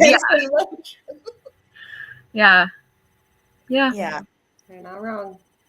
Paul D, I think as a character is like, you know, he's well written. He has a lot of like complexity to him, but also just, how do I put it? Like, obviously, he should know that the woman he's dating has killed before. I think that's fine to know. I would want to know if I were him. And I think it's totally fine that he chooses to leave, because also I would probably make the same choice. Yeah. But because I like Setha so much more, and we see more of her point of view and her thought process when it comes to like killing her child, when he leaves her so quickly and doesn't seem to understand where she was coming from, I found it like so frustrating, even though like I understand why he's horrified and wants to leave. But I don't know, it felt like he just wasn't listening to what she had to say, when in fact, like, he's also dealt with terrible things and he knows what slavery is like. And just because, you know, I don't know, just because he survived it doesn't mean, one, her kids will, and two, that they'll come out. I mean, he didn't come out unscathed, right? But you know, You think he would have more sympathy having been in that life, and the fact that he's like, I never would have killed my child. Yeah. And there's also a part of me that is like unfairly blaming him for leaving before they needed help, like because he wasn't there when they really needed help. And it's like so unfair because he didn't know. It's not like he knew they were, you know, in danger of starving to death and he's like, I just can't deal with this right now. Like he didn't do that. It wasn't a choice that he made, but it still bugs me. It still like frustrates me that he wouldn't, like, I don't like, from a storytelling perspective, that it feels like he doesn't really choose to come back until other people are already choosing to go back. And I don't like that. And like also, I don't think the relationship between Setha and Paul D is meant to be like a big piece of the story. So I'm not saying like, oh, this book needed to be more romantic. But I think if we are supposed to buy into them having a future together, which I think we are, I think that there needed to be a lot more development on that. I don't know. Like, one of my favorite lines is something he says to her at the end. So obviously, like, there was like a chance for that to be, I think, more like moving than it was. But because it's like, I would really like to be excited and hopeful about a relationship for Setha in the future. Like, especially because, like, unfortunately, we don't get to know Hallie very much. Like, what we know about him, he sounds like a stand-up guy, like a great guy. But it's not like we're having to sort of think like, oh, but I really like this other character. So, like, I was open to, like, wanting Setha to have that kind of love again, if that is what she wanted. And especially after everything that happens in this book, everything that we find out happened earlier, like, I would have really liked to be more excited about that than I was. And I think, Julia, you kind of referenced this as well. There were also some moments with Paul D where he just, like, I get it was the time period, but, like, he would just say or think something about women where I'm like, can we not do this? Like, especially ridiculous because, like, you know Setha. Like, you know women are, like, very capable. So, I don't know. Yeah. No, what's interesting is, like, initially, I think the role he played was like being an outside perspective because, you know, Setha and Denver are so insulated that, you know, when this ghost comes along, it makes sense to have an outside person be like, hey, what? Normal. I know you let me, a random person. No, he wasn't even random. Setha knew him, but he's like, you shouldn't let someone you don't know into your home. Also, you shouldn't let someone you don't know haunt you. It's like obviously not a funny part of the book, but it's funny thinking about how it might have like played out where he like shows up and he's like, oh wow, I haven't met Setha's family like in so long, and like like they're all just like, oh yeah, that's the baby ghost who lives here, and he's like, the what now? No, flying around and everyone's like, Tuesdays, am I right? There are some moments in the book where I'm like, people are a little like, the imagery it conjures is unintentionally very funny. Like what you mentioned, Paul D walking in and everyone being like, oh, that's just the ghost. And like the ending when the man who's going to be Denver's boss like walks to pick her up to bring her to her job, and immediately a woman starts running at him with like an ice pick. Oh my god! And then there's like a horde of black women singing off to the side, and then there's a ghost. There's a lot going on. I imagine him like that gif from Community where the guy walks in and like with the pizza box. Yeah, so unless there are any other characters or anything else about Paul D we wanted to mention, we did cover a lot of the questions I had written down, but there were like a few more before we jump into quotes. The one character thing that I will add before we do that, and I guess this is sort of like probably a theme question as well, but I think this book also does a really great job of like sort of dismantling the nice slave owner stereotype without doing it explicitly. Like, even the people at the end who like were so instrumental in getting Setha like saved and like are gonna be Denver's boss, it's like there's like this weird vibe about the, and then you see that like statue. Yeah. With, like, I was like, holy shit, like, oh my god, like that was like the most, I don't know, I don't want to cheapen it by calling it a twist, but like it was shocking. It's a good twist though, because you're like, oh, finally some decent white people, other than Amy Denver, who is also like a hero. Right. Which like is so, I don't know, ironic and interesting, because she also uses really like slurs, you know, but her behavior, like, and obviously I don't want to like excuse her language because she still shouldn't have used it, but it's really interesting because she's sort of the example of like her behavior is humanizing to them, even though her language is very much, you know, affected by her race and where she grew up and all of that. It's like the behavior is, especially for the situation Setha was in, like she would have died without help. And when it counts, like when it comes down to it, Amy, she does save her, you know, she does help her. Like she doesn't have like the proper word choice for how to like interact with African American characters, but like her behavior shows that she does view them as equal, even if her language doesn't. So I thought that was interesting. There seems to be more of a connection either through them being both women or them being like, she seems to be very like lower class. Yes. Yeah. So there could be that connection in terms of like, well, we're both very much looked down on in society, obviously one more than the other, but there is that sort of connection that I think Amy recognizes like a fellow impoverished person and a fellow woman. I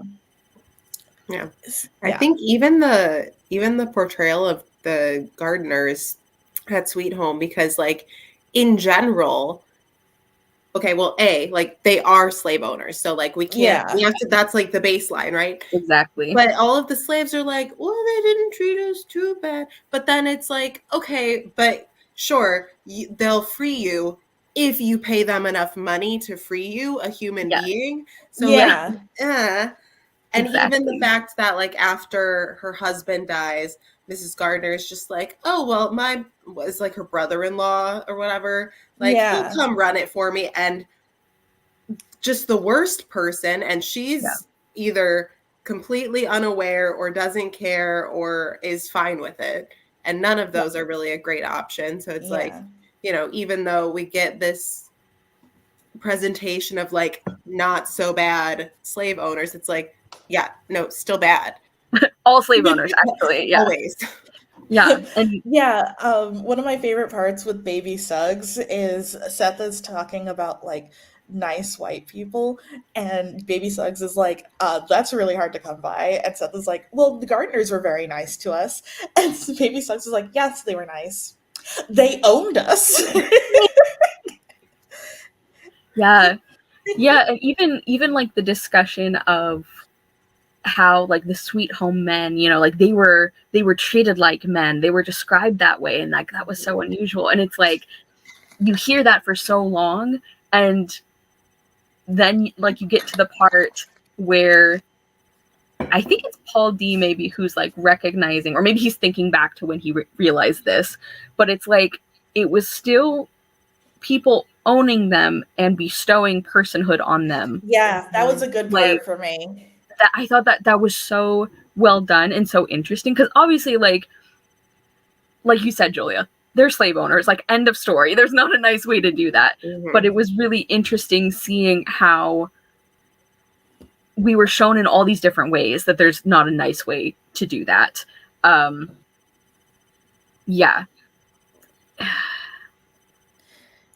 No, I mean, that's a really like good part in the book too, and like very eye-opening, that even though they had what one might consider to be good owners, it was through the owner's decision to be quote unquote good owners, and they could change that at any time. Like if you were like the only good slave owner is somebody who does not own their slaves anymore. Like, that's how it has to work. And even the part, like, I like, Julia, that you mentioned Mrs. Gardner, because, you know, her and Setha seem to have a very good relationship. And, like, she even, like, gives her gifts like she would to, like, a friend or, like, even, like, a daughter or something. But there are all of these, like, references. Like, we hear that when she needs money, she just sells one of them. She knows that she's taking them away from their family. And she still views them as property when she needs to. And it very much has the feeling of, like, almost like her view on Setha. Well, like, you're not like the others, you know? It's like, you're not like other slaves. Like, just, even the nicer ones are not. And I think that this book did a really good job of, like, demonstrating that. Yeah, it's a lot like Get Out, where you think that there's one person on Daniel Kaluuya's side. I mean, not to spoil the twist. I was going to say, you watched Get Out, but you can't watch The Haunting of Hill House? Okay. Get Out wasn't that scary. I'm like, oh, that's like a Wednesday for me.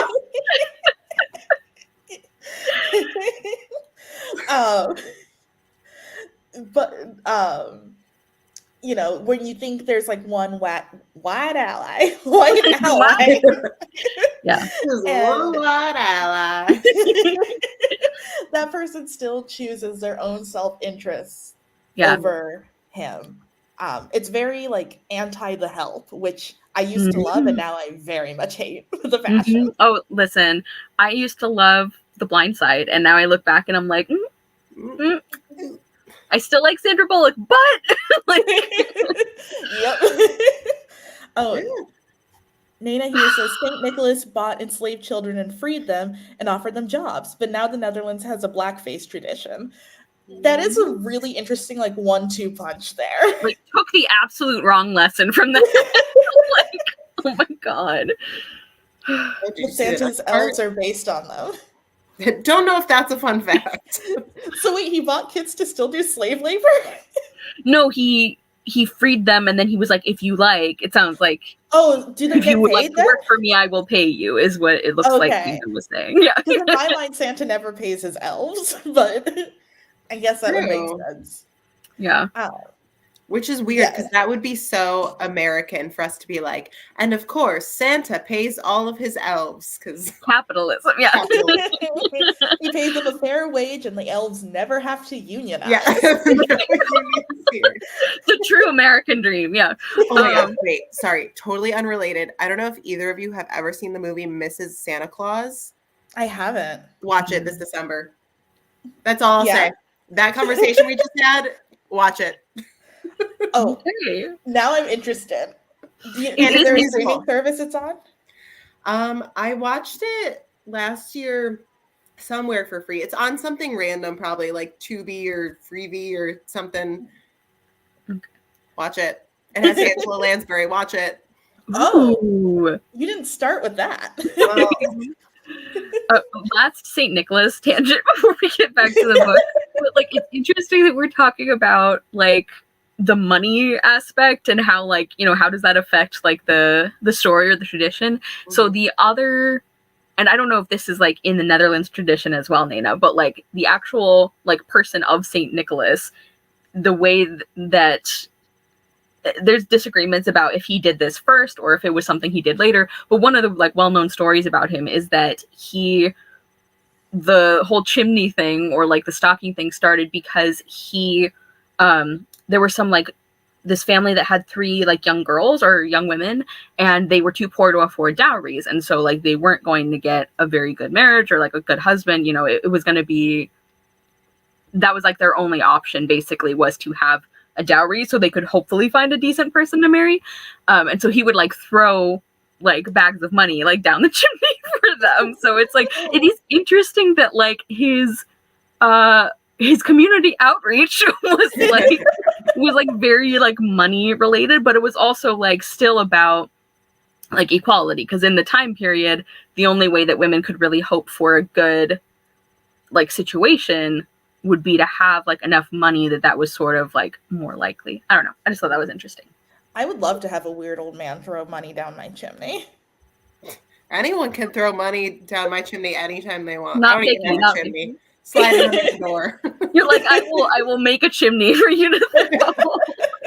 I will just get a sledgehammer. Just bring the money, please. So I think I'm going, because we answered a lot of the questions I already had, but there is like one question before we go into quotes, which is it's sort of a like two-parter thing. So I wanted to talk about the end of the book, specifically the fact that everyone forgets about beloved and what that means. And also when Morrison writes, slash the book tells us that this is not a story to like pass on. Why Yes. do we Oh my think that is? Yeah. That was so chilling. Like, it was mainly like that part of the book is mainly like the relatively happy ending, you know, like the community is coming together and they're helping each other, and like beloved is gone, so like Setha and Denver are getting better and like all of this. But then like this is not a story to pass on. I was like, oh my gosh, like that's very like classic like horror movie or horror story where it's like, Yeah. you know, don't Yeah. say her name, don't remember her too much, like, so sorry, Yeah. I don't, Julia, if it's your turn or if I Okay. should do like an I don't actual even answer. know. Okay, so my actual answer, because I was just reacting to your question. I think it is like a lot of this book is about like memory as well, and how like that, like there's like trauma, which is obviously the bad version, but also like grief and like that, like memory, even when it hurts, it can be about love. And so it's not bad to like grieve and to remember the people that you love. But this story is an example of how like if you let it, it can like take over everything else. And I think that's really interesting that the story ends with everybody sort of like subconsciously deciding we're going to forget this happened because that's like the safest thing to do. And I think it's interesting because I don't get the feeling that like Setha especially, it's not that they're not going to grieve or they're not going to like remember the past, but it feels like it is explicitly like we are not going to let our grief eat us alive, you know, literally. And so I think that is why the whole like this is not a story to pass on is like you give things power, you know, by like how much you make them a part of your life. And I think the spooky ending almost, or like that line is sort of like a final like warning about that. That like it's not that you just will get over trauma and everything will be fine, but it takes like effort to not let that consume you, which is not to make it sound easy, because obviously the things that these characters have gone through, that like Black enslaved people have gone through, they're not things that you can just be like, just don't let it affect your life. Yeah. Have you tried not being traumatized? Yeah. Yeah. But yeah, so that's my opinion on the ending. Yeah. Very good. I don't think I can top that. Yeah, no, I totally agree. I think there's this sense of like, yeah, you can't fully escape what has happened, nor should you totally just like try to turn a page and be like, that's all in the past, because your past is helpful to you in terms of like processing and learning and honoring the ones that came before you, all those things. But at the same time, languishing in it and letting it consume you, as you said, like truly, as Beloved was literally doing, is not good and is not how to grow and move forward in your life. So it's, trying to find a way to move forward in a way that feels a little more disconnected from it, but just in a way of sort of like, okay, maybe we can try to like break the chain here, and you know, it's not gone, but, or I guess like if that's the metaphor, is like a chain, right? Like, chain is broken, that other half of the chain is still there, it's not gone, but now there's new links being added on and moving ahead. Yeah, I like you that. both put it in really great ways. Metaphor. I was gonna say this that line is anti-gossip propaganda, because if I live at 123, I am definitely texting the group chat about everything I saw. That story is getting passed on. For sure. But yeah, no, I like the idea of it both being an homage to like, or to really sort of like set in the horror tone, like the story. You have the meaning like the story is too scary. Don't talk about it again. You know, don't pass it on, or you might like, or like the ghost might remanifest itself. But I also Right, like like the you could idea. summon her back, like Exactly. But I also like the idea of like, don't make the same mistake Setha, I guess, made in terms of like letting her grief consume her so fully that she neglects herself and, Yeah. you know, and Denver. Denver. Yeah. Like yeah, and I like what you both have been saying, and like Julia, you were saying like forming like new links, and I like that image a lot, because I think one of the things that like that combination of endings, because like the part where like the community is like coming together and like all these women, like the fact that it was like it was such a cool part where they're like, we're mobilizing the prayer group, like let's go. I Prayer love group that. assemble. What's that?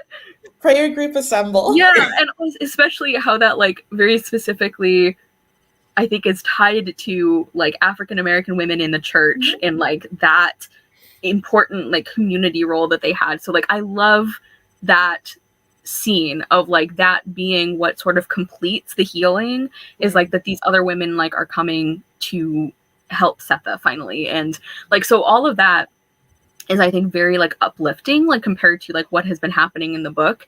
And I think combining that with that like last warning at the end, I think one of the things it also does is it highlights that like healing has to involve other people, you know, that like you can't like I guess I don't want to say that you couldn't get over something by yourself, but it would be really hard. Like if you are just always stuck in your own emotions and in your own memories, like I don't see how you could like heal without having other people around you to help carry that and to like help you in very practical ways as well. Like there's a reason that people bring food when there's a bereavement, because like the practical aspects of life also become difficult. And so like I think the last sort of like line or message that we're left with, it is effective as like, remember, this is a ghost story, but it also is like reminding us that you're going to be telling new stories now. And that doesn't mean that you've given up on the people that you care about. It doesn't mean like, obviously Seth is never going to forget that she lost her child, that she is the one who had to make this choice. Like that's never going to be something that she just doesn't remember. But there is a way to remember it in a way that doesn't destroy her and doesn't destroy the other people she cares about. Yeah, beautifully said. Hear, hear. I am just thinking, like, going back to my dumb comment about being the person that lives like across the street from them and letter writing the group chat, I guess. But I'm thinking of the time when, this is a tangent, I had my window open and there were two girls having an argument in front of my building. So I like opened the window and paused the TV and I was listening, and then I'm like, I need to get closer. So I turned off the light and walked up to my window and pretended to be fixing the fan next to the window so I could listen out. And I was also like texting my friends updates about it. Oh my gosh. And I'm like, what if this was like me, but everything's happening at like 124? And I'm like, now they've got people singing. Come out there with an ice pick. Oh my god. Is there what, Julia? I said, she came out there with an ice pick? Uh-oh. I'm picturing like that whole ending scene happening, and like you just see Taylor running across to another house, like, oh my god. I'm happy we're on the same page, Naina. Yeah. I love mess. So unless we had anything else we wanted to dive into, we can go to quotes. Quotes. Yay. Like I said, I have like 20 questions written here, and we just covered like 99% of them, which We I'm are very so proud of good. us. Our little trio, we are so in sync. Mhm. Julia, I know you said you had a quote you wanted to read before we took it. I'm finding it. Okay. It's from when Baby Suggs is being freed, which this is my favorite flashback from the whole book. I was like, oh, a part of me was like, can this just be the book instead? Like, can maybe this is the story? But I'm trying to find the part where I started it. So hold on. The two hard things. Okay. When Mr. Garner, it's not Gardner, it's just Garner. My bad. When Mr. Garner agreed to the arrangements with Hallie, and when Hallie looked like it meant more to him that she go free than anything in the world, she let herself be taken across the river. Of the two hard things, standing on her feet till she dropped, or leaving her last and probably only living child, she chose the hard thing that made him happy, and never put to him the question she put to herself. What for? What does a 60-odd-year-old slave woman who walks like a three-legged dog need freedom for? And when she stepped foot on free ground, she could not believe that Hallie knew what she didn't, that Hallie, who had never drawn one free breath, knew that there was nothing like it in this world. It scared her. Something's the matter. What's the matter? What's the matter? She asked herself. She didn't know what she looked like and was not curious. But suddenly she saw her hands and thought with a clarity as simple as it was dazzling. These hands belong to me. These my hands. Next she felt a knocking in her chest and discovered something else new, her own heartbeat. Had it been there all along? This pounding thing? She felt like a fool and began to laugh out loud. Mr. Gardner looked over his shoulder at her with wide brown eyes and smiled at himself. What's funny, Jenny? She couldn't stop laughing. My heart's beating, she said, and it was true. It's my favorite part of the whole book. I love that passage. Oh, that's so good. I don't know how I could hear you read it and not start crying. It's I know. The way, like, the beginning alone already almost gets me, like, her thinking about, like, you know, okay, I'll do this if it makes my son happy. He chooses the hard thing that he... Yeah. Oh my god. Yeah. And again, that, like, yeah, the separation from her last remaining child. And he loved her so much. Yeah, that he would do that. Like... Yep. I'm gonna cry now. I know. Got it out. There like were so many like lines or scenes like that where I'm like, is this a 5-star in spite of Paul D? And then Paul D comes and you're like, never mind. Which again like makes it sound like I absolutely hated him, and I didn't. It was just that like I loved so many other things about the book and characters and lines that like something that I didn't love stands out. But yeah, no, he's not like the worst male character we've had, and we've no, had not by a long shot. Please, he's no Buendia man. He's yeah. Oh my god. Yeah. Sorry, super quick. Something that I just popped into my head too was just like Hallie is taking care of baby Suggs. I wonder if it's meant to sort of like reflect how at the end of the book, Denver is taking care of and sacrificing for her own mother by the end. And it's that little like switcheroo. I like that. Yeah. Yep. So as I mentioned at the beginning, because I listened to this on audio, I could have like replayed and written down, but I was like so in the story. Yeah, I was so in the story that I like didn't want to like sort of break that. But So I'm going to be like looking up quotes and like, because there were specific ones where I'm like, this is a favorite quote for me. I need to remember this. So I'm just going to be going through until I find one of those.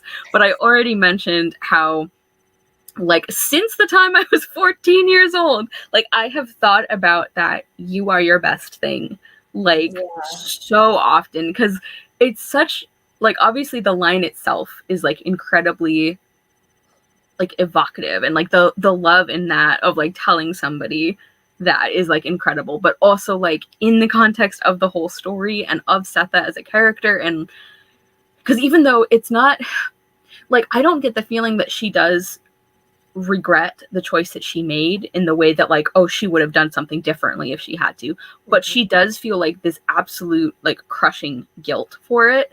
And so knowing that and then hearing the line is like even more beautiful. But I do have other quotes. Some of them are just like one short line here. Yeah, I've got some short ones too. Yeah. I don't even remember who was talking. It might have been Paul D, who says, she is a friend of my mind. She gather me, man. The pieces I am, she gather them and give them back to me in all the right order. Just, I love that description. It's a beautiful sentiment, yeah. So I have a bit of a long quote from when Paul D is sort of confronting Setha about what happened in the bar that night. Setha knew that the circle she was making around the room, him, the subject, would remain one, that she could never close in, pin it down for anybody who had to ask. If they didn't get it right off, she could never explain. Because the truth was simple, not a long, drawn-out record of flowered shifts, tree cages, selfishness, ankle ropes, and wells. Simple. She was squatting in the garden when she saw them coming and recognized schoolteacher's hat. She heard wings. Little hummingbirds stuck their needle beaks right through her headcloth into her hair and beat their wings. And if she thought anything, it was no, no, no, no, no, no, no, no, no. Simple. She just flew, collected every bit of life she had made, all the parts of her that were precious and fine and beautiful, and carried, pushed, dragged them through the veil, out, away, over there where no one could hurt them. Over there, outside this place, where they would be safe. And the hummingbird wings beat on. I saved the hummingbird part too, because it... Yeah. And at the very end, when she sees this like strange white man who she doesn't know, just like showing up, and it says that she hears wings again, and it's like of course she'd go out at him with an ice pick, like yeah, that part is so like, that really like distills all of our conversations about like, how do you not understand why she did this, even if you don't agree with it? Like, that is so beautifully said in that passage. Like, if you don't get it right off, you're not going to get it. Like, it just like, I think that was the moment, like that exact paragraph was where like my sympathy came like full-fledged, and I was just like, of course you did that. Like, I could feel it. And I love the way it circles back from the parts of her that were precious and fine and beautiful to the quote at the end. I think that's very well done. Yeah. And I think like the fact that we get like interspersed through the whole story and through finding out what happened, but just like the novel in general, we get so many of these examples of how much Setha loved her kids, and how like, it's kind of weird to say it in the context of this book, but she was such a good mom. Like, she talks about like running back because like her baby didn't have a hat on, and, you know, like was sitting in the sun. Like, and so having those things up to and past the point of like us knowing what she did, like, I think that intensifies the conflict of like this impossible choice that she had to make. But when she says, or maybe it's just like the narration says that like people said like, how could a mother not love her children? And it's like, that is not why she did it. It is like the opposite. Like, just having those.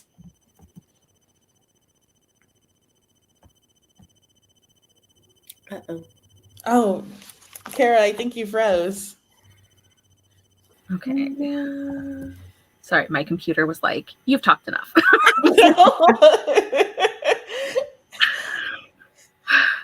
One of my other just like one-liner, but like, oh boy. Definitions belong to the definers, not the defined. Like, again, just distills so much of the discussion about slavery and how it is inherently abusive. It doesn't matter how somebody treats you. Like, there is no polite or friendly way to treat people like objects. You just can't. Yeah, it also reminds me of how, like, they mentioned that the gardeners treat their male slaves like men, and that's sort of like the gardeners are defining them as men, but the slaves have no choice but to be described as men by the gardeners. Right. And that can change. It's still not like a recognition of what is already in them. It's like exactly. They would be men regardless, but the gardeners make such a big deal of being like, well, we call our slaves men, which makes them better than your slaves. It's like, I don't think you quite got the plot here. Literally, that was below the bare minimum, sir. Yeah. Cara, I don't know if it's the same for you, Julia, but Cara, your screen is like frozen. I can hear you fine. Yes, ditto. You appear frozen to us, but we can, in fact, hear you. Okay, let's see if... No, it's the same. Oh. Well. I'll try and fix that while you guys share quotes. Okay. I have a really quick, just one line from the first chapter describing Sweet Home. It never looked as terrible as it was, and it made her wonder if hell was a pretty place, too. That's really good. Yeah, literally, it's like page 7, and I was like, oh, we're going to write the book like this, huh, Toni? This is how it's going to be? Like, okay. There we go. Yay! Okay. I agree. That line, incredible. Like, just like from go, Toni Morrison's like, this is what it's going to be. Like, you will not get a break. Yeah. I have a long one from the same scene where Setha's telling Paul D about what happened in the barn, and Paul D is like reeling from that information. The prickly, mean-eyed, sweet home girl he knew as Hallie's girl was obedient, like Hallie, shy, like Hallie, and work crazy, like Hallie. He was wrong. This here Setha was new. The ghost in her house didn't bother her for the very same reason a room and board witch with new shoes was welcome. This here Seth talked about love like any other woman, talked about baby clothes like any other woman, but what she meant could cleave the bone. This here Seth talked about safety with a handsaw. This here new Setha didn't know where the world stopped and she began. Suddenly he saw what Stampede wanted him to see. More important than what Setha had done was what she claimed. It scared him. Yeah. I have a little mini Baby Suggs monologue here because like I love her. So this is when it's talking about which I realized I didn't say when I was talking about her. I love how she's known as Baby Suggs Holy. Like that was also like beautiful and like so perfect with who she was as a character. But yeah. Okay, so this is describing how the like gatherings in the clearings would usually go.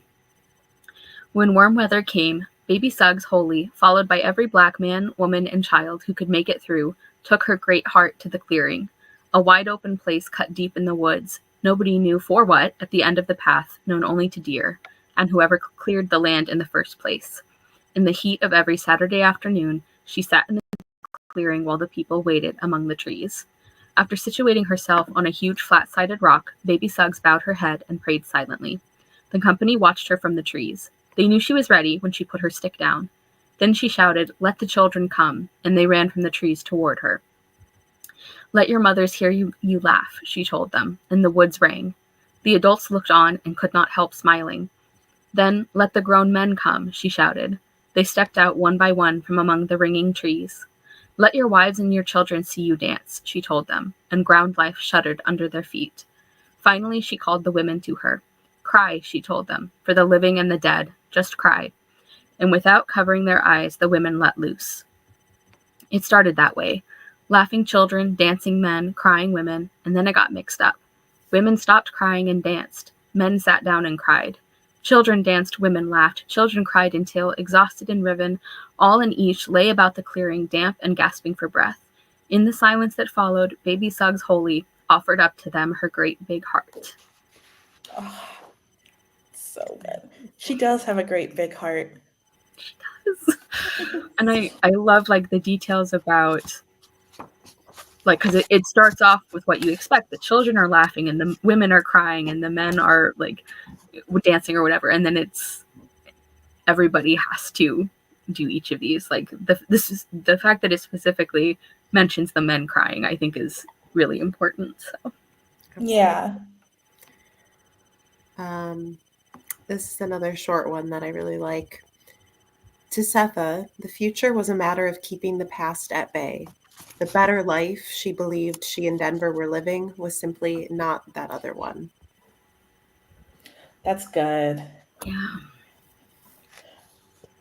So I have one as well from Setha's point of view. The best thing she was her children. Whites might dirty her all right, but not her best thing, her beautiful, magical best thing, the part of her that was clean.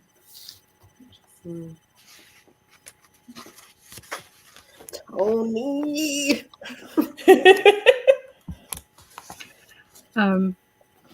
Risky, thought Paul D. Very risky. For a used-to-be slave woman to love anything that much was dangerous, especially if it was her children she had settled on to love. The best thing he knew was to love just a little bit.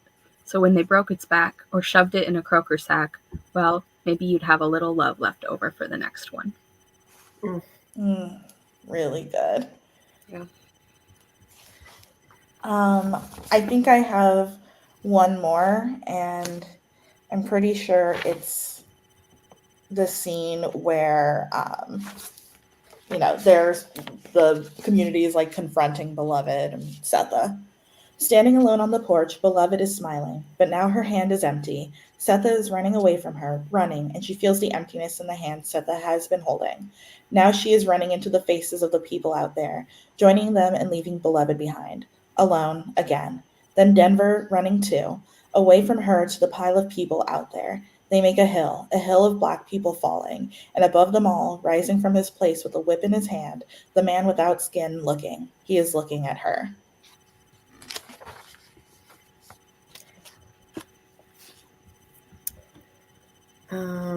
I have, come back. I have one of those passages that we were talking about earlier where even though we don't have baby Suggs in most of the book, that her like presence is still so much there in the book. She wished for baby Suggs's fingers molding her nape, reshaping it, saying, "Lay him down, Setha, sword and shield, down, down, both of them down by the riverside, sword and shield. Don't study war no more. Lay all that mess down, sword and shield." And under the pressing fingers and the quiet, instructive voice, she would. Her heavy knives of defense against misery, regret, gall, and hurt, she placed one by one on a bank where clear water rushed on below. So good. I'm out of quotes. I don't know if you guys have any more you want to share. I think I have just a few more. Yeah. Yes. This is Setha. I don't care what she is. Grown don't mean a thing to a mother. A child is a child. They get bigger, older, but grown? What's that supposed to mean? In my heart, it don't mean a thing. Oh. This is the one that I referenced earlier where I was like, Paul D, come on, this was almost a nice line, and then you had to be you had to be a man all over it. But I kind of started it in the middle of a sentence, but and the danger was in losing Setha because he was not man enough to break out, so he needed her, Setha, to help him, to know about it, and it shamed him to have to ask the woman he wanted to protect to help him do it. I'm like, line good, sentiment not as good. Yeah. Yeah. I thought it was so interesting how Setha always said re-memory. Yeah. I thought that was really, really good. And as soon as like the first time I saw that, I was like, oh, I remember like discussing that in class when we first read this. Yeah, so this is another one just like about memory and yeah, just everything we've been talking about. When Setha says, I used to think it was my rememory. You know, some things you forget, other things you never do. But it's not. Places are still there. If a house burns down, it's gone. But the place, the picture of it, stays. And not just in my rememory, but out there in the world.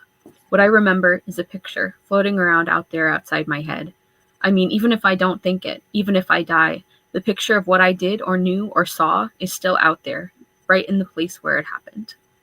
And she's talking about obviously like what she did, but there's also that discussion where she's talking about Sweet Home and how she doesn't talk about Sweet Home to Denver because it's like this thing that can reach out and like grab you if you acknowledge it, which again is like the end of the book when they're talking about this is not a story to pass on. Like you have to be careful about how you remember things or how you share them because it can happen again.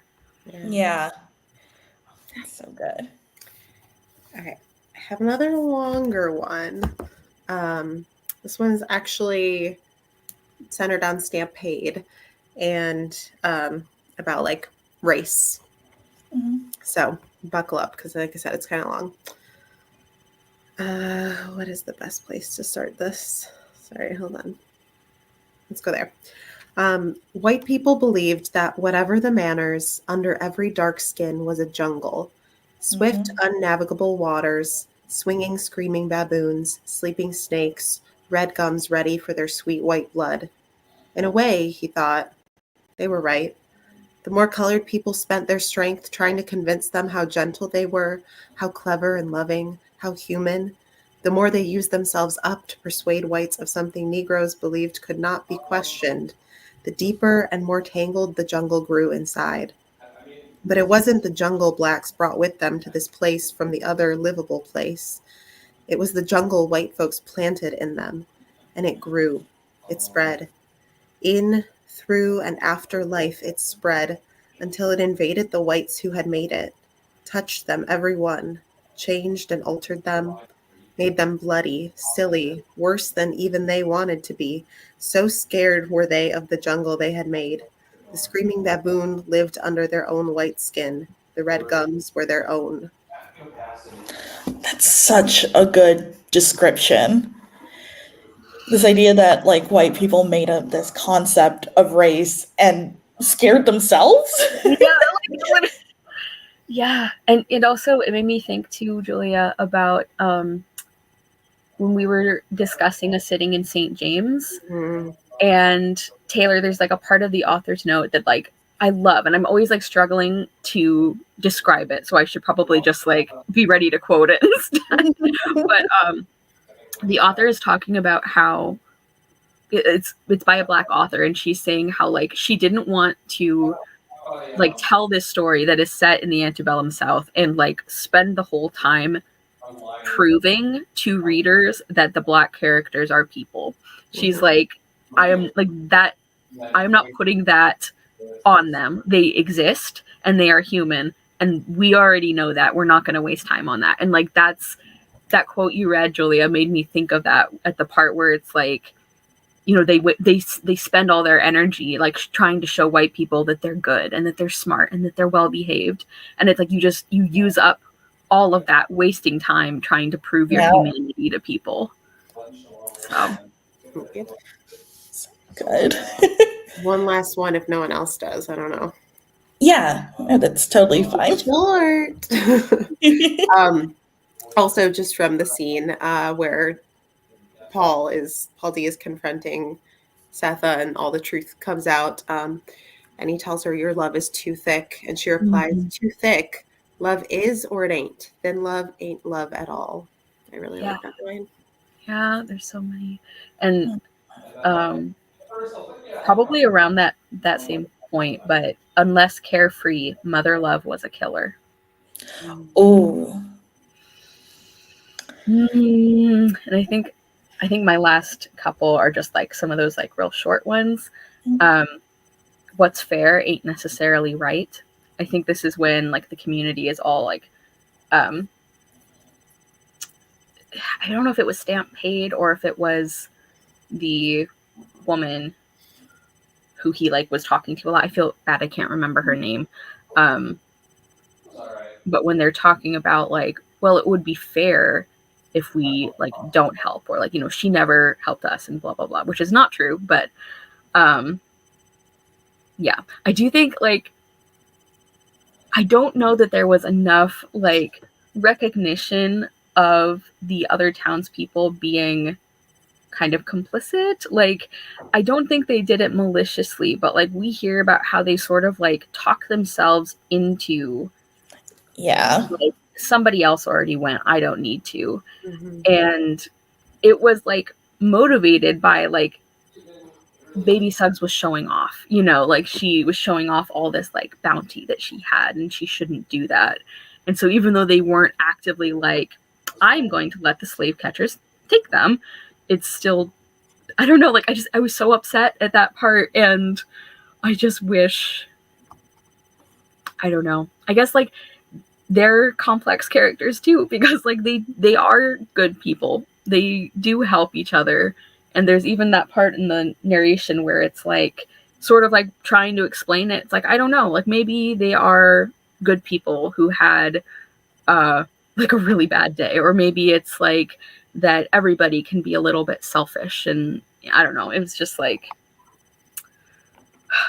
Yeah. interesting. Okay. I think, Yeah, if we don't have any more quotes, we can jump into previewing our next book. Oh, I have it on hand. yay. Yeah, the other thing, this is like more of a scene than a quote, but like even the part near the very beginning where Denver is talking about watching the dress like hold on to her mother, I was like, Ah, whew. that was so creepy. Yeah, so that was Yeah. all. Yeah. Well, that's a good scene, but it's terrifying. Yeah, there's like so many of those where I'm like, wow, great scene. This, I do not feel good reading this. Thanks, I hate it. Yeah, exactly. Yeah, so do we want to jump into our book for what was supposed to be October, but is now November? It happens. Yes, let me pull up the info. Because I want to make sure I get the author right. Yeah. It's not one I am super familiar with. Okay, so our next book is To Sir with Love by E.R. Braithwaite. I believe there is like a very well-known movie version, which, Sidney Poitier, I was like, I'm pretty sure he was the lead in it. So I don't think any of us have read this before, and I don't think I've even seen the movie version. No. But it's about a young man, he's a Black man who is a teacher, and he, I think he gets sent to, I don't know if they specifically say it's like an inner city school or something, but that's sort of like the reputation it has. And I think his students are white. Is that correct? I don't know if like, anyway, like I know the very, obviously just like the very basic overall premise. And I think it sounds really interesting in the way it's going to talk about like race and class and like how those things overlap in like a school setting. So I think it's going to be really interesting, but I don't know a ton about the details. So we'll see. But yeah, I'm excited. To Sir with Love by E.R. Braithwaite. A tough East End school. So okay. Yeah. Should be good. And my copy also says for sale in the Indian subcontinent only. So who knows how it got to me, but wow. Very exclusive. Yeah. And the discussion's going to be on my channel. So, and it'll probably be I imagine close to the end of November. Yeah. But it's a nice short one. Yes, it is.